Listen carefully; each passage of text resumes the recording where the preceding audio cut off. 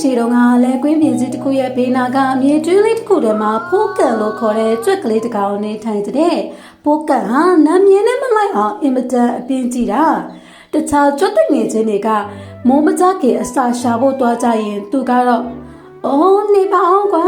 နောက်မှတွားလဲရှာတာပဲလို့ပြောပြီးဘိုက်ပေါ်လက်တင်ကအိမ်နေလေးရှိတယ်ဖိုးကန်ရဲ့အကျင့်ကတော့တခုခုဆိုရင်ကိုယ်တိုင်မရှာဘဲတယောက်ယောက်ကလာပေးမှကိုပဲစောင့်နေတတ်တာပေါ့သူ့ရဲ့အမေကတားရဲ့အပြင်းမကြည့်ပါနဲ့အလုံးလုံးမှအဆဆရမှာပေါ့လို့ဆုံးမရင်လဲအမေကလည်းကျွန်တော်ကကံကောင်းတဲ့သူပဲအစာတွေကသူ့ဘာသာရောက်လာမှာပါလို့ပြန်ပြောတတ်တဲ့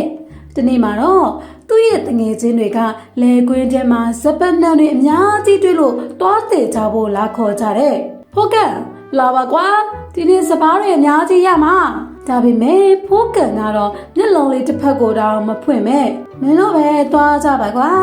ငါကတော့ဒီနေ့နားကျင်နေတယ်လို့ညင်းလိုက်ပြန်ရောဘိုက်ကအရန်ဆာလာတဲ့အခါဖိုးကန်ဟာအဝေးကြီးကိုမသွားချင်တာနဲ့အိမ်ကြီးတအိမ်ရဲ့မီးဖို့ကြောင့်တဲ့ကိုခိုးဝင်ဖို့ဆုံးဖြတ်လိုက်ပါတယ်အဲ့ဒီအိမ်ထဲမှာအနက်အသက်အရန်ကောင်းတဲ့ဒင်ခဲတစ်ခဲကိုတွေးလိုက်ကြတာပေါ့ငါပြောတာပဲငါကကံကောင်းတဲ့သူပါဆို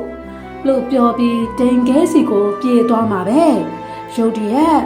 ပြီးပြီဟဲ့ဆိုတဲ့အတန်ကြီးနဲ့အတူအိမ်ဆောင်ကြောင်ကြီးရွှေဝါကဖိုးကန်ကိုလက်သေးကြီးတွေနဲ့ခုံအုပ်လိုက်ပါတော့တယ်ဖိုးကန်ဟာအရှမ်းကြောက်သွားပြီးကဲကြပါလို့အော်ဟစ်တော့တာပေါ့သူဟာအပြင်းကြီးပြီးကြိုတင်ပြင်ဆင်မှုမရှိခဲ့လို့တော်ထဲမှာအစာမရှာပဲလူအိမ်ထဲကိုဝင်ပြီးလို့အခုလိုဘေးတွေ့ရတာကိုကံကောင်းစင်တော့ရွှေဝါရောင်ကြောင်ကြီးကသူ့ကိုစားဖို့ပြင်နေတော့မှာပဲ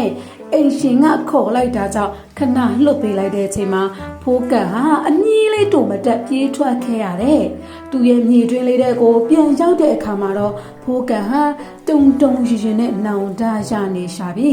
ငါသာအပြင်းမကြည့်ပဲတငယ်ချင်းတွေနဲ့အတူတိုးထဲမှာအစာရှာခဲ့ရင်အခုလိုအသက်ပေးမကြုံရဘူးငါတကယ်ပဲမသွားပြီအဲ့ဒီနေ့ကစပြီးဖိုးကန်ဟာအိယာကနေစောထားပြီးတခြားတငယ်ချင်းတွေထပ်ပိုစူးစားတဲ့အကြွက်ကလေးဖြစ်လာပါတော့တယ်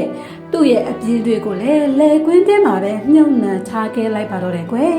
ပုံမြင်လေးကပေးခြင်းတဲ့သင်ခန်းစာကတော့အပြင်းကြီးခြင်းဟာလူကိုဘေးထုတ်ကားစီကိုပဲပို့ဆောင်တတ်ပါတယ်အခွင့်အရေးရှိတော့မှစူးစမ်းအားထုတ်မှသာဘေးကင်းပြီးပျော်ရွှင်တဲ့ဘဝကိုရရှိမှာဖြစ်ပါတယ်နောက်ထပ်ပညာပေးပုံမြင်လေးတွေမှာပြန်လည်ဆုံတွေ့ကြမယ်နော်ကျေးဇူးတင်ပါတယ်ရှင်